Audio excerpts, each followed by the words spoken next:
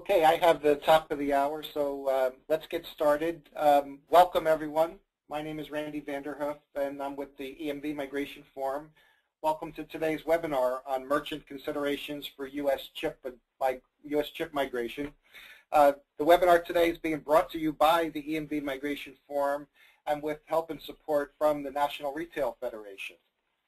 Next slide.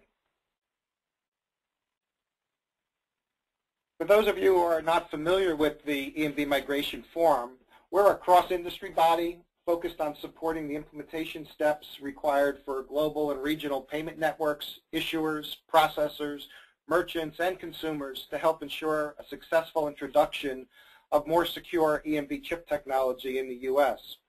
Our focus is to address the topics that require cooperation and coordination across industry participants to ensure that we have a timely and cost-effective U.S. migration to EMV chip technology. Details about the organization can be found on the website that's linked on your screen. Next slide. The purpose of this webinar is to provide merchant organizations, and we've got over 200 attending today's webinar, the information and the tools that they need to begin planning for EMV. This webinar is going to be recorded, and we're going to make it available to people after the presentations are completed so that you can share the link and the information to those of you who are unable to join today's webinar. Next slide. So there'll be 4 of us presenting to you today. We'll begin with Tom Richford, who's Vice President of Retail Technology at the National Retail Federation, and he's got some opening welcome comments to make. I'll be back shortly to talk about the US EMV migration. We have Robin Trickle, who's Executive Director of Product Compliance with Heartland Payment Systems, and John Dreckney, who's the Senior Director of Payment Services with Walmart. All of us are very anxious to share with you this information that we've put together for you today. We hope you'll find it valuable for your planning for EMV in the future. Next slide. Over the next hour, we're going to provide you with, again, a little bit of background on the NRF and what they're doing in their organization. You'll hear about the EMV Migration Forum, and then I will give you an overview of what the U.S. chip migration is happening in the market and some of the key factors around the security attributes that EMV brings to the market. I'll be followed by Robin Trickle, who's going to be talking about the impact of the fraud liability shifts that are going to occur in October 2015. And then we have John Dreckney with us to give the merchant perspective on some of his views on the 5 steps to chip acceptance and some best practices and things to consider as organizations begin their implementation to EMV. At the end of our presentations, we should have some time to take some questions. There is a dashboard on your screen that will allow you to submit questions to us. We encourage you to submit those questions during the conference and even while the speakers are speaking, so we can try to organize those questions and put them in order to be able to get to as many of those questions as possible. Next slide. So let me now introduce you to Tom Richford, who'd like to say a few words about the National Retail Federation. Tom? Yeah, thanks, Randy, and you can go on to the next slide. I'd like to welcome everybody on the call, too, all of the NRF members as well as non-members. I know we've reached out to the state retail associations as well as the Secret Service wanted to be involved in helping where they could on this migration. So welcome everyone to the call. And for those not familiar, NRF is the world's largest retail trade association with over 12,000 members. And as you can see from this slide, my role here is I manage the technology leadership community, which includes 3 bodies, the CIO Council, the Security Council, which is why we're on this call today, and a group, Association for Retail Technology Standards called ARTS, which is also doing some work in this space around security that we can go in on a later call. Next slide, please. So with that, my IT Security Council is really asking, up until December of last year, it was probably still questionable whether or not EMV would actually be deployed to the U.S., but with all the heightened and sophisticated APT attacks that we're seeing from cyber criminals against the U.S. payment ecosystem, EMV deployments are being accelerated. So as that train has left the station, so to speak, our members are asking us for more details on what's involved in the deployment, what's the roadmap look like. So with that, I can think of no better expertise to bring on board than the EMV Migration Forum and the speakers we have for you today. So with that, Randy, back to you, and let's get this thing going. Well, thank you, Tom. Yeah, so I'm going to give you an overview of EMV chip technology, how it secures payments, and then talk in more detail about what the impacts the U.S. migration to EMV has for merchants and other stakeholders. And then I'll wrap up with some details about how the migration is progressing and how EMV fits in with other security technologies that are available today in the industry. Next slide, please.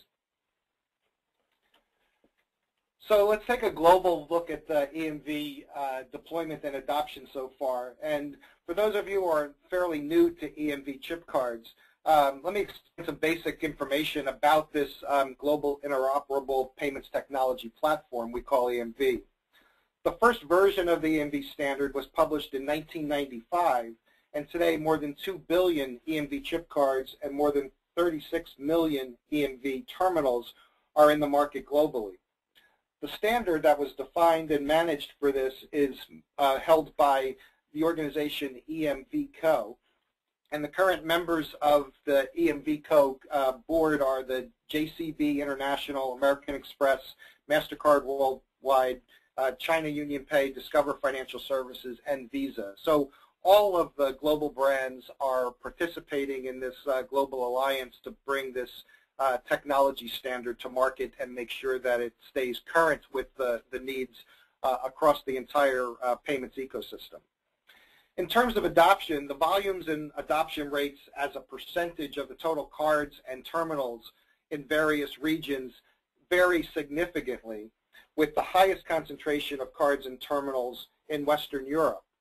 And so looking at this chart, if you look at the top, our bordering countries to the U.S., Canada, Latin America, and the Caribbean, have nearly 500 million cards already in the market.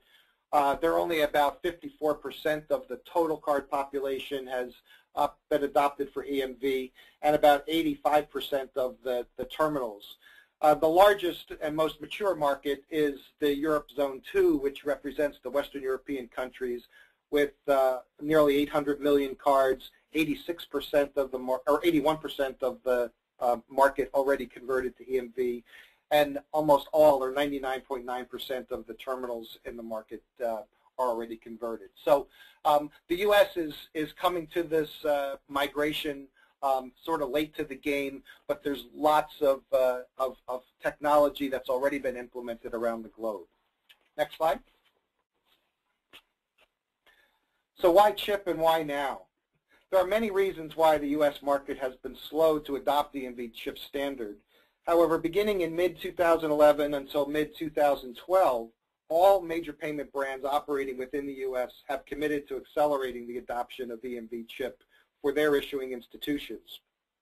The four primary drivers for this accelerated adoption are to increase the security of all U.S. card payments and reduce the amount of counterfeit card fraud that exists today and is going to be increasing in the future, to replace the outdated magnetic stripe infrastructure and bring the U.S. up to the current global payment standards, as have our neighbors in Canada, Mexico, Latin America, Europe, and Asia already.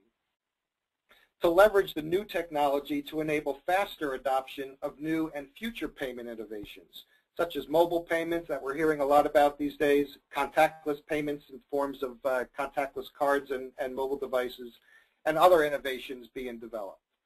And also to ensure that U.S. cardholders who travel outside of this country maintain global payments interoperability and are not inconvenienced or disadvantaged due to our reliance on older, outdated technology. Next slide.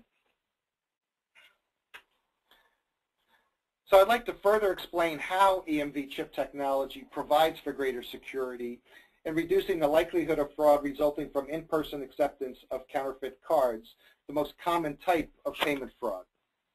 So first, the embedded microprocessor chip in the card has strong security features which makes them highly resistant to tampering or creating clone copies of payment cards. The microprocessor uses security keys and other techniques to provide a secure container for holding the cardholder data, especially when compared to the existing magnetic stripe with standard-based cards.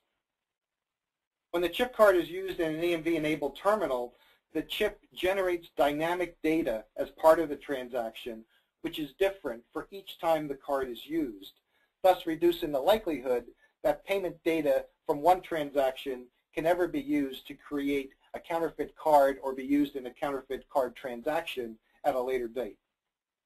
This dynamic data, if stolen during or after the transaction, can't be used to make another chip card or another magnetic stripe card, or be used in another card-present transaction.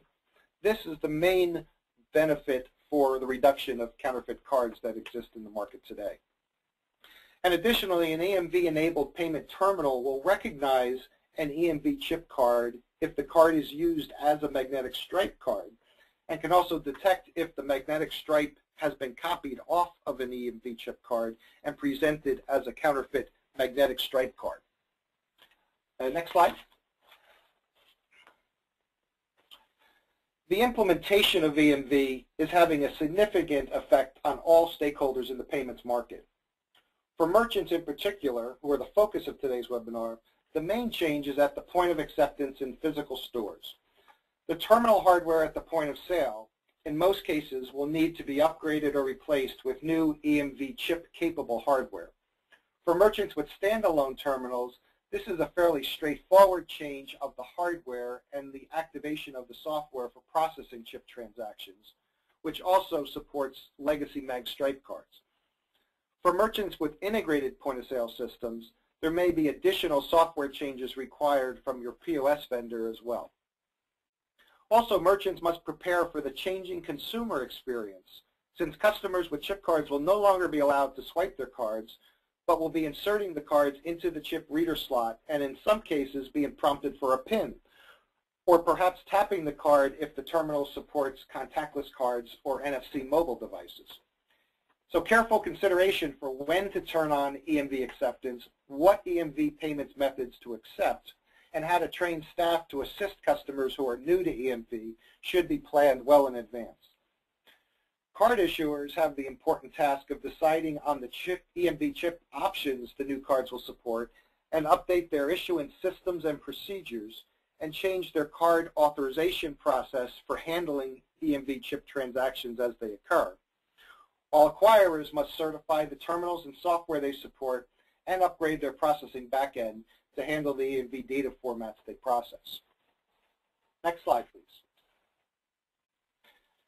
As I mentioned earlier, there are many reasons for why the U.S. market has been slow to adopt EMV. Mostly it is because the U.S. payments market is the largest and most complex market in the world. The U.S. has the largest number of financial institutions issuing cards, the most acquiring organizations, the most merchant acceptance locations, ATM operators, and more than 1.2 billion payment cards in the market, all of which are being impacted significantly with EMV. Also, the U.S. has 2 international and 16 regional debit networks to support that are existing in the market today with legacy MagStripe systems. Each type of payment card, such as the consumer credit and debit, corporate charge cards, retail charge cards, and various traveler and loyalty cards, all support different features and have different common practices when it comes to cardholder verification methods. And we are a strong regulatory environment in the United States, which differs from other markets. Namely, we have the Durbin Amendment rules governing how transaction routing for debit cards are processed and requiring special handling for EMV debit so cards comply with the requirements that they support at least 2 unaffiliated debit networks. Agreements between most of the regional debit networks and the brands for using a common application on the chip to support Durbin routing rules are now in place. Next slide. So this slide shows a rough timeline for how the EMV migration has evolved to date and what lies ahead when it comes to rules and policies for fraud liability for different merchant categories. As you can see in this timeline, there are some slight variations between what Visa and MasterCard's timelines are, but the two most important timelines are aligned. The October 2015 fraud liability shift date for merchants and the October 17 fraud liability date for automated fuel dispenser merchants. Next slide. So there has been significant progress made in the U.S. market for EMV migration. Since late 2013, once some of the regulatory uncertainty was resolved and issuers and merchants began putting their implementation plans for cards and terminals into action, we've started to see a significant increase in the number of devices in the market. As this chart indicates, we saw about 20 million EMV cards get issued and around 2 million EMV-capable terminals installed at the end of 2013. The total market size for all payment cards in the U.S. is about 1.2 billion cards and 12 million POS terminals, so we still have a long way to go. The EMF frequently polls its members or organizations on progress and recently updated its projections for 2014 to be around 120 million cards, or 10% of the cards in market, and 4.5 million, or 37% of the terminals in the market by the end of this year. We are expecting an even bigger spike in the number of EMV cards issued in the market in 2015 to be about 600 million cards, or roughly 50% of the cards, and 7 million terminals, or nearly 60% of the terminals in place, by the adoption target date at the end of October and the EMV liability shift date. Continued issuance of EMV cards into 2016 and beyond, and the year after the target date have been projected to be approximately 900 million cards and 9.5 million terminals. These outer projections are subject to changes in the market and in the environment, but these are our best projections as of now. Next slide. There are many different types of credit cards and debit cards that have already been updated with EMV chip cards and are currently available in the market. Some of these are highlighted here. Major financial institutions support many different types of cards, like corporate charge cards, rewards cards, and travel cards. And these cards often have different rules or qualifications for who can get them, what fees or benefits they provide, and even where they can be used if the card is a merchant-only card. In all cases, the cards will have a visible metallic contact chip module of various sizes and colors, but always placed in the same specific place on the card for compatibility with all EMV terminals. So they will be easy to identify as EMV chip cards. Next slide. So I'll end with this slide, which places EMV chip cards in the context of other known payment security technologies, namely encryption technologies like end-to-end or point-to-point encryption of the card data, and tokenization when it is implemented, which will involve replacing the card account number with a substitute account code that devalues the account data from would-be thieves should they find a way around these other security measures. EMV addresses protection and prevention of counterfeit cards, even the copying of MagStripe of these EMV cards. In addition, can limit lost and stolen card fraud by enabling a PIN to be added as another verification layer of the cardholder to the card. Encryption and tokenization technologies add extra security for preventing and stealing of data at rest or in transit, and that applies to both card present as well as card not present channels. Merchants should also be aware that compliance with the PCI data security requirements for protection of sensitive data and their retail networks, including any systems that handle payments data, is still required and considered necessary even after EMV is implemented. Next slide. So now I'm going to turn the presentation over to Robin Trickle with Heartland Payment Systems, and Robin's going to provide some more details about the processing of EMV payments and what merchants need to know about the impact of the fraud liability shift dates. Robin? Great, thank you, Randy. That was a really nice overview and gave us a good background on chip migration and where we stand in the marketplace. Today I'm going to talk a little bit about the role of your acquirer, processor, or ISO in the chip migration process. Additionally, I'm going to review high-level investments and benefits of implementing chip technology, and then we'll review how liability shifts work. Next slide, please. The role of your acquirer, processor, or ISO in your chip migration process varies. Today, we're going to provide the technology for you to help you support chip processing. We will update our systems, which include our authorization, settlement, dispute, and reporting systems. We're also a great educational resource and can help you understand how chip processing works and answer any questions that you might have. Additionally, we're going to support your point-of-sale migration by providing updated point-of-sale interface specifications for chip processing. And then also we're going to support your end-to-end testing and certification of chip-enabled point-of-sale systems. On the next slide, we'll review expected investments and benefits of implementing chip technology. As far as investments go, you're going to need a minimum of software upgrades to support chip processing. Additionally, if your equipment is not chip capable, it's going to require upgrading your hardware. This can vary depending on whether you need to upgrade your hardware or replace it altogether. Also, if you have customized software, you're going to need to invest in testing and certification. This is a more intense process than we had before EMV came into play. The card brands are now requiring full end-to-end testing with each of them as we roll out our new equipment. If you do not have customized software, this is one investment you will avoid, although there's a potential for it to be built into your equipment cost. Also, you're going to invest time. Your resources are going to need to learn more about EMV and its impacts on your organization. You're going to spend time training your staff for in-store acceptance on how to accept those cards. As far as benefits go, we're going to have less disputes due to stolen card and stolen card data. Additionally, we're all making an investment to reduce the overall value of card data to hackers by moving towards the elimination of the MagStripe from our systems.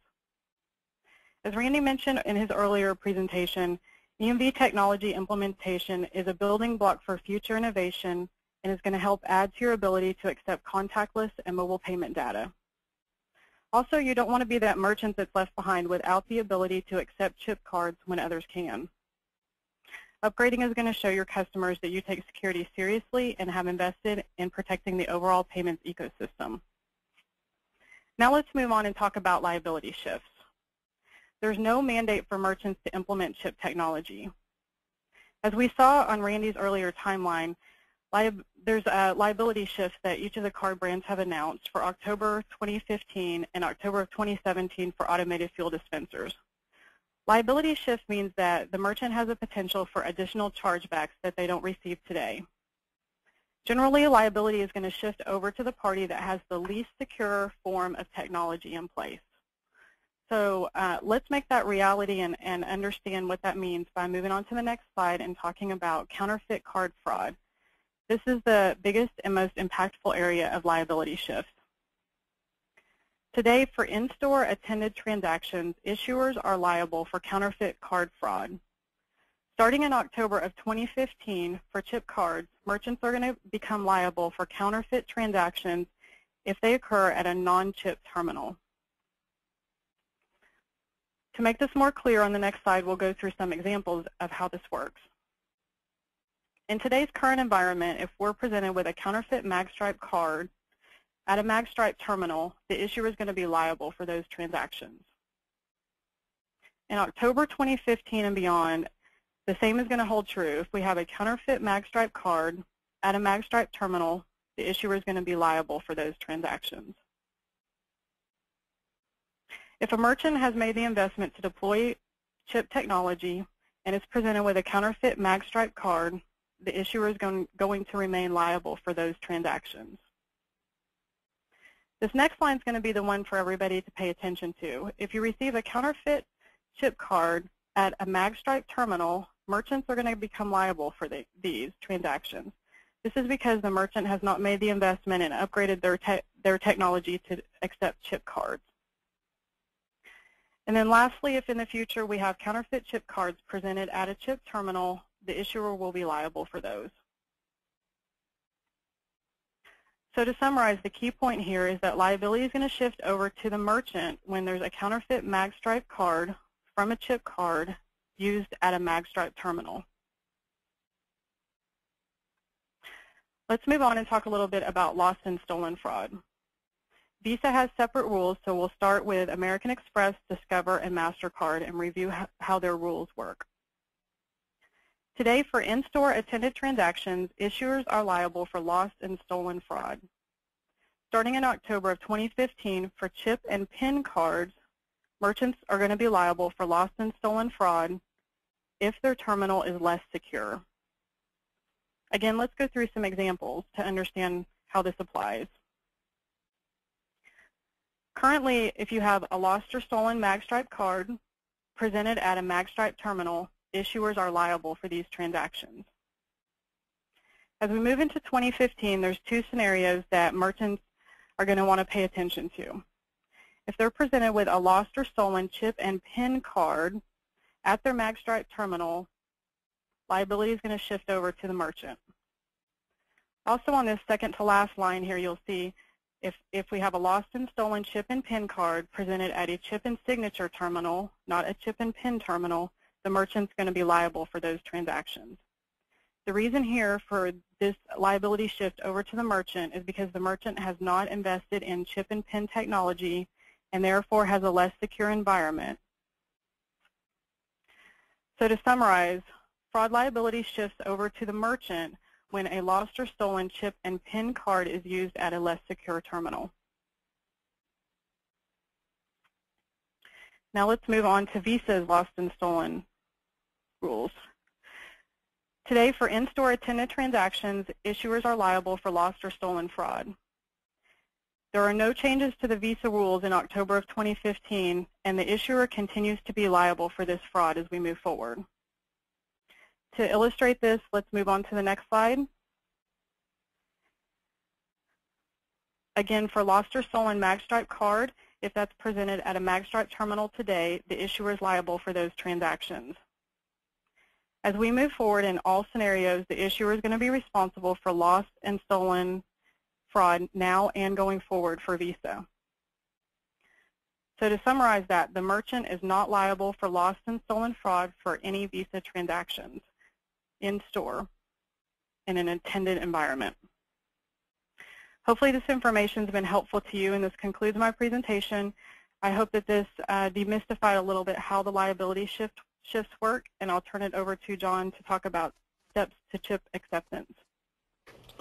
Thank you, Robin, and I'm just going to make a few comments. Robin did a great job at going through liability, but as a merchant, one of the things that you need to make sure that you analyze when you think about the cost payback or what the potential cost may be if you don't implement EMV isn't what your chargeback numbers are today, but what would be all of the liability around those chargebacks for all the ones that the banks aren't sending. And so, for instance, if when there are breaches that happen in the marketplace and those cards are counterfeited, in a lot of cases the banks don't even submit a chargeback to the merchant because they know that it's been a counterfeit card that's been used and that they don't have chargeback rights on that. And so in those cases, you don't even see that they're attempting chargebacks, and the liability shifts with those cards in the future. And you may also have issuers going forward who have already spent the expense of issuing chip cards who know that in the future that they won't have that liability if that is counterfeit, and will be willing to wait longer to see if the card is used as a counterfeit card from a MagStripe perspective, because that liability doesn't exist. And I would suggest for anybody who's on the border still around what liability expense may be that they go visit with their networks or their acquirers and have them do the estimate for them, because I can tell you from a Walmart perspective, when we went through that exercise, we were shocked at how large that number could be based on what our current run rates were. So let me give you a little bit of an update of where Walmart is, and then we'll get into, Brandy did a good job talking about what is EMV. I think Robin did a good job talking about why we want to do EMV, and hopefully I can give you a background on how you go about doing EMV at this point. So with Walmart, we've implemented EMV credit, so the ability to take EMV credit cards, and I think we're probably at close to 97% of our locations right now, and we'll talk a little bit 3% that aren't, because it's just a great example of what you have to think through as you're preparing for it. And today we're seeing probably close to about 5% of our credit transactions as being EMV authenticated transactions. So there are cards in the market. It's given us a great base to train our associates and to learn, well, the number of penetrated cards are low, and that's given us a better ramp-up period, we think. We've also reissued our whole Sam's Club co-branded portfolio, our general purpose credit card, to a MasterCard chip-enabled card, and we're in the process of reissuing all of our Walmart credit cards as well. So pretty far advanced in where we're headed with chip enablement at Walmart. We have debit to go back and finish up, and as Randy mentioned, the reason why debit is not currently done is there was a lot of work that had to be put into place first to be done in a way that we feel was more merchant-friendly than some of the original suggestions around it. And that's one of the great examples of how EMF has come together in the industry, is instead of us having to provide or support all of those different specifications from all of those different networks, we were able to get to, as Randy mentioned, the common specification. So let me go ahead and start talking about the decision process how we got to EMV and how we went through our implementation thought process, and hopefully this will help you guys some. So we started with the customer experience and started thinking about how we wanted the customer to interact at our POS. And there's a lot of different things to think about when you're thinking about the customer experience. Some of the things that we took into consideration is a self-checkout versus a man checkout. You have to think about how customers will react differently and whether they'll have the aid of helping them through that first transaction, or whether they're going to have to just follow those terminal prompts and be able to do it themselves. We looked at the different screens that get displayed and when that different screen gets displayed and how that compares to where we are today. We talked about what happens when the card leaves the customer's hand. For a lot of mass lane merchants today, the card never leaves the customer's hand. They swipe it and put it back in their wallet. For now, they will have to insert the card and leave it there until the transaction is completed. And we also talked about the different formats that we have and how the card will or will not interact in those different formats. For example, a drive-through pharmacy implementation for us, because we don't have PIN pads that are customer-facing in those situations, will be different than an in-store customer experience. So as we went through and we lined out all of those different experiences, and went to figure out what would be the best hardware that would help us enable for those experiences. And so when we looked at hardware implementation, again, there's a lot of different things to consider. And let me start with one, and this is an example of why we only have 97% implementation. One of the things to consider that a lot of people don't think about is where the card gets inserted into the terminal. You can get top insert, bottom insert, even side inserts out there, though I haven't seen them. And for Walmart, we had some terminals out there where we had already implemented the chip terminals, but we implemented them in an old bracket that was used to hold the terminal. And lo and behold, when we turned on the stores, we started getting calls from the stores that said, it's asking to insert the card, but the problem is there's a metal plate sitting in front of where the customer is supposed to insert the card. And so as we went and surveyed, yes, at some point during our wonderful POS career, we put these holders in place that blocked the card reader. So that's Another reason why, what I will tell you, probably the best thing you can do is get out early, because it's things like that that you won't realize that are in the market and will affect your actual implementation until you actually get terminals up and running. So slot position can be important. Messaging capability, how much messaging can you put on the screen to simplify the process for the customers? Retail is known to have a pretty high turnover rate of cashiers, and trying to educate all those cashiers is hard. It's much easier and much more efficient to be able to do it at a terminal level where the customer can see what's being asked of them and work through those prompts in coordination. And like we mentioned at the self-checkout, they won't have that help of a cashier who may have seen it starts happening. So think about the screening, the ability to message. If speed's important to you, and a lot of retailers it is, how fast is that processor? How fast are they going to be able to turn around that chip? NFC is another decision point, not just whether you put NFC in your hardware, and we'll talk later about whether you activate and when you activate NFC from a software standpoint. The ability to do other things that are up and coming in the marketplace with that terminal. Re-terminalization is a big expense for merchants, and things like the ability to display a 2D barcode. A lot of talk in the marketplace around 2D barcodes being used in order to complete transactions, and making sure you have that capability. And then some other technical capabilities around the ability to remote inject keys into that terminal so that you don't have to have somebody physically touch those terminals, or whether it can support configurable kernels if we ever get to that point in the place, and just understanding all those different things and what your hardware is doing.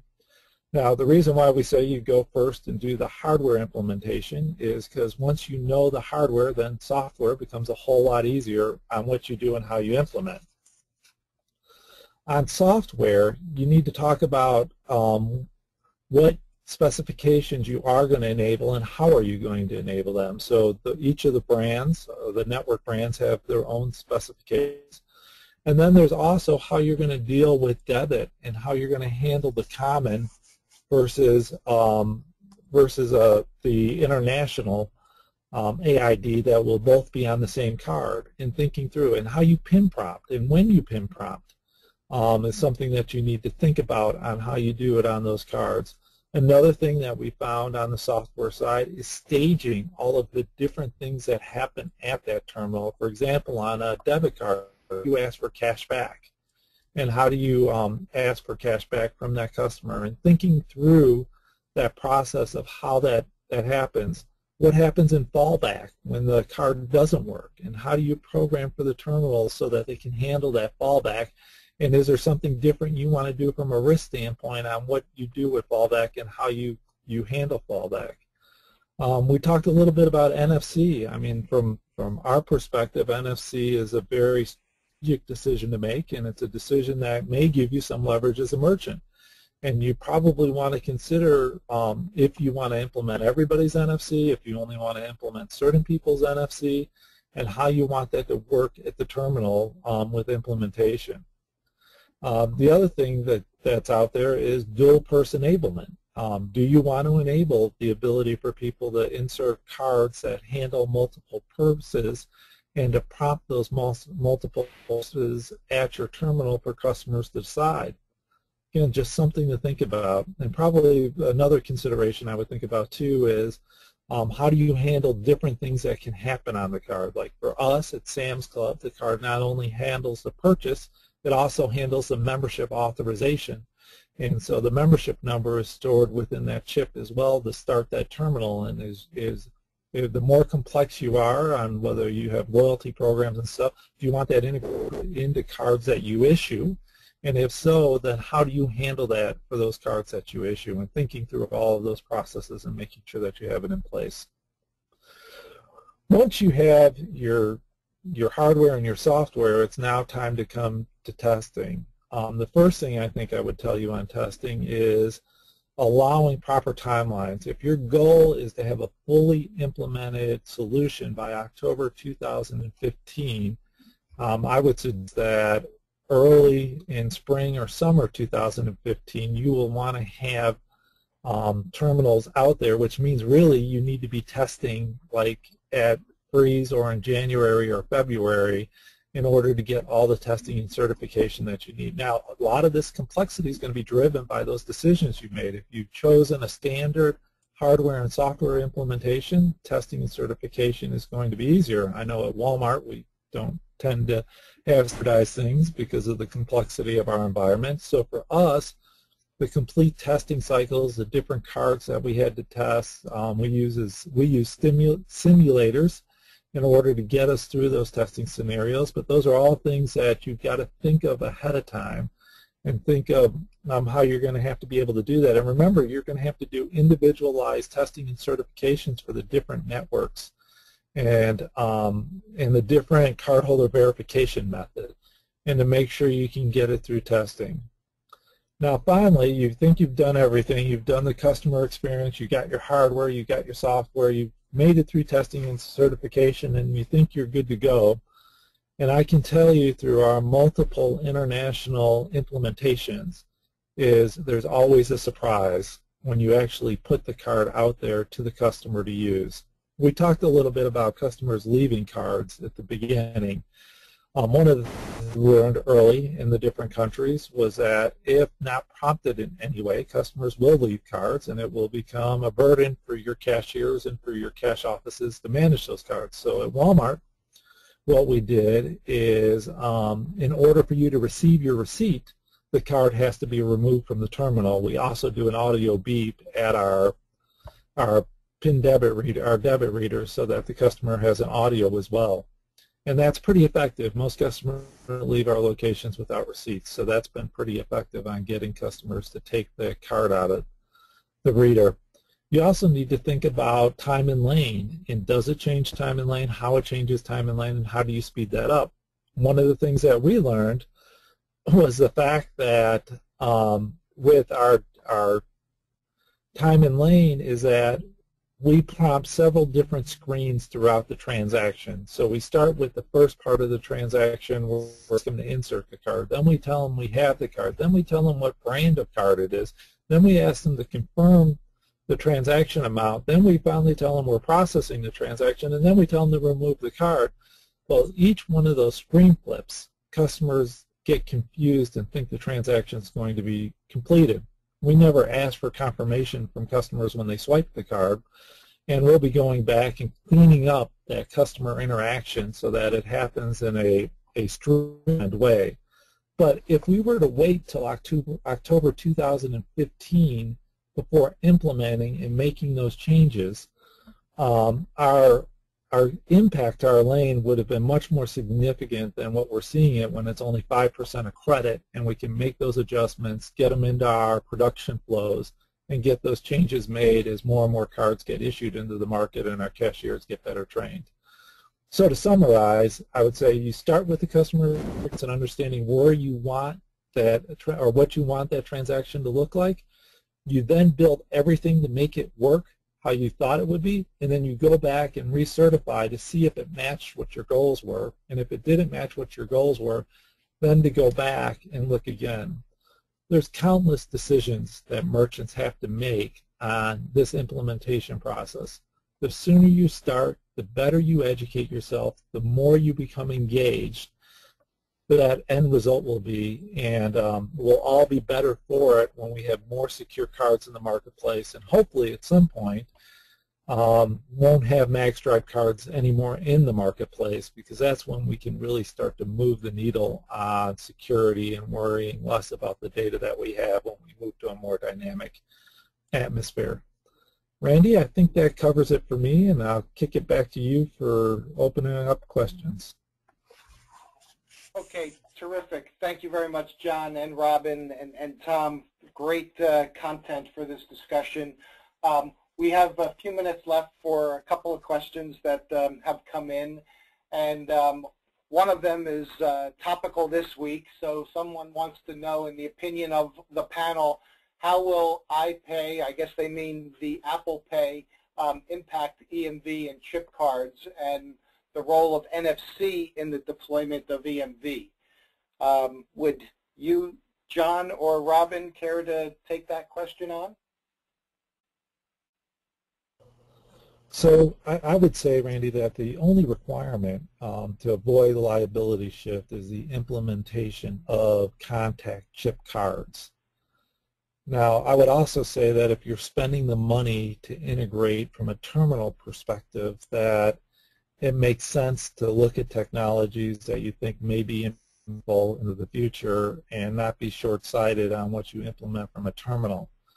But then I would tell you that it becomes very strategic for you to make decisions around what you enable on those terminals. And that I would, if I was a merchant and I thought that I could somehow help my situation from an acceptance practice standpoint without impacting a lot of customers, which today I believe that the usage of NFC in the U.S. is below the 5% range, then I would make sure that those decisions were well thought out, and I would implement based on a strategy and not based on what somebody who was trying to sell me something told me. Robin, do you have anything you want to add to that? I think John did a great job. The only other thing I'll add is that I think we'll see this rollout potentially accelerate overall NFC acceptance as we move forward. I think a lot more merchants will take it more serious than they did in the past. And again, as John said, I think, and Randy, you talked about this a little bit in your presentation too, but this is your opportunity as a merchant. If you're upgrading your technology, you can use this upgrade to implement your contactless support. This is a really good time for you to do that. Yeah, great point, Robin. And I would reiterate that probably the more strategic decision to make in light of Apple Pay or any other solution out there is that if you invest in the hardware so that it's capable of handling it or anything that comes to mind down the road, then you are in a better position from your investment standpoint to make those decisions that are in the best interest of your organization. And John made a really good point about the customer experience in the store and managing all of those various experiences as they happen, and making a really thoughtful plan for what payment options you want to accept at the time that you activate EMV as part of that discussion. Hey, Randy, yes. It's also, to that same point, while you're in the process of upgrading all this hardware, back to your slide around what EMV protects and doesn't protect, it's also a good time to look at other methodologies for protecting the sensitive data, such as encryption and tokenization. So this is now kind of a really good time to really rethink all of these strategies. Terrific point, Tom. That's right. It's not just about the chip, but it's about all the security options that are available once you open up the system. One of our listeners asked a question about, will EMV cards also have a MagStripe on it? And I think that covers my section. So yes, certainly on a card level, they'll continue to have MagStripes on them for the foreseeable future, because there is going to be an extended period of time to get all of the merchants to upgrade their systems to accept chip and have them activated. And so issuers want to make sure that customers holding those cards, have the option to pay with whatever feature that the merchant can accept. And so MagStripes will remain on cards for the foreseeable future. Hey, Randy, just one point on that one is there are some international mandates around the removal of MagStripe that are out there. You may not, we may not see many of those cards in the U.S., but there is a movement towards the removal of MagStripe. It's just, it won't happen in the U.S. and won't happen with U.S. issuers for a while, but it's out there. Yes, good point, John. This question is for you, Robin. It deals with the rules for liability here. If I have a chip card and the merchant does have a chip reader but accepts the card as a MagStripe card, is the merchant or issuer liable? Can you explain how that works? As long as they have a chip, as long as the merchant has a chip terminal deployed, the merchant is not going to be liable for that transaction in most scenarios related to the liability shift. However, if their terminal is having issues and they're not able to accept chip overall, there could be other compliance type penalties. So I'm not sure in that scenario why the chip on the card itself didn't work, because if the card is used in a MagStripe, if the card is swiped at the terminal should be prompting the cardholder to insert the card. And so you should not end up having to swipe it unless the terminal itself has an issue with the chip processing or the chip can't be read.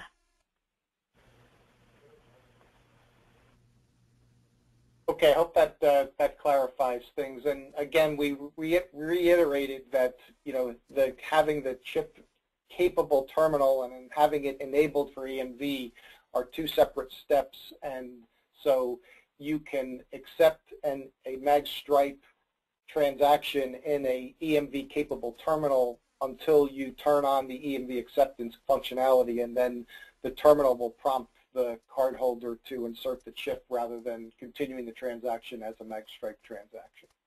Yeah, Randy, that's a really great clarification, because if your terminal is actually not able to process chip transactions, if you've not made it actually enabled for chip processing, you're correct. And the liability shift would still play in there if a merchant has a terminal that could do chip, but their software has not been updated to support that. That's a great clarification. So one of the listeners wanted a further clarification on the EMV certification steps for merchants. So without going into tremendous detail, Robin, can you kind of just give a high-level explanation of the process that most merchants need to follow? Okay, so the merchants are going to, I'm going to assume, hopefully this is talking about customized software. So let me just say, if you have non-customized software, we call it generic software here, you don't need to go through these processes. Your terminal manufacturer and your processor will go through those together. But if you do have customized software, then what's going to happen is your processor is going to issue new point-of-sale specifications that include chip processing requirements. And you're going to take those, and they're probably going to also have an implementation guide that you can give to your terminal manufacturer. And if you're using somebody that a lot of us use, they're probably familiar with your processor already and how chip implementation works with that processor. You'll take those specifications to your terminal manufacturer and get a timeline and share that back with your processor. So the three of you are really in lockstep, your terminal provider, your processor, and the merchant. And they're going to give you timelines. You're going to need to get in the testing queue with your processor and with the terminal provider after they've updated and coded for EMV, and then you'll go through an end-to-end test as part of that process. So getting in the queue is one of the important parts, both with your terminal provider and with your processor, especially John talked about, as we get closer and closer to this October of 2015 date, we're going to start seeing more and more of a backlog of merchants and terminal providers getting in all the processors queue, and then all the processors have to line up test dates with each of the 4 card brands. So Randy, I hope that answered the question. And John, I don't know if you have anything to add to that after having been through it yourself. No, I think you're right, Robin. Like I said, the key to me is if you know you're going to have customized stuff that has to have individual certification, the sooner you get ahead of that and understand those requirements and make sure you have the tools needed to be successful with it, the better off you're going to be. Great. And one last question that came in for you, Tom. Merchants who are involved in the National Retail Federation but are not part of the CIO Council, how can they get involved in more of these discussions and education around security and EMV? Oh, that's an easy one. Thanks, Randy.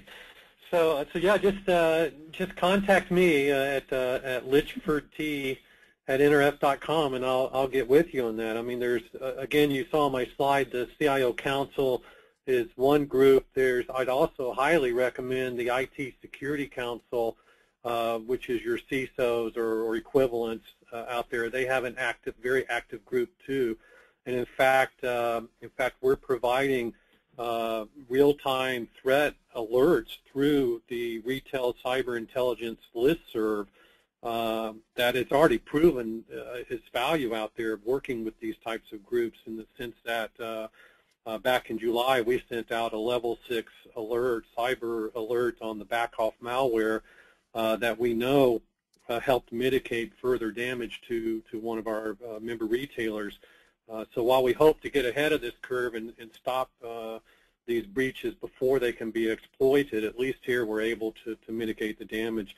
And then also getting involved, you'll see we're working with the industry consortium around standing up the Retail Cyber Intelligence Sharing Center, or the RSIC, that will eventually have a full-blown ISAC-type capabilities. So I'd highly encourage you to email me, again, lichfordT@nrf.com, and I'll get you guys involved. Great, thank you, Tom. And yeah, I'll show those email addresses for all of the presenters at the end of our session today. So we're almost at the top of the hour, so I won't be able to answer any further questions. However, Megan, if you go to the next slide, we do have a lot of resources available to you from the EMV Migration Forum. The key website for all public information that have been assembled and put together is the emv-connection.com site.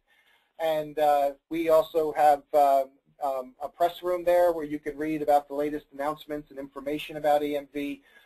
The Knowledge Center is a great resource for all information for merchants about various aspects of the EMV technology, from a fraud and security standpoint, or a customer interfacing standpoint, or technology and standards.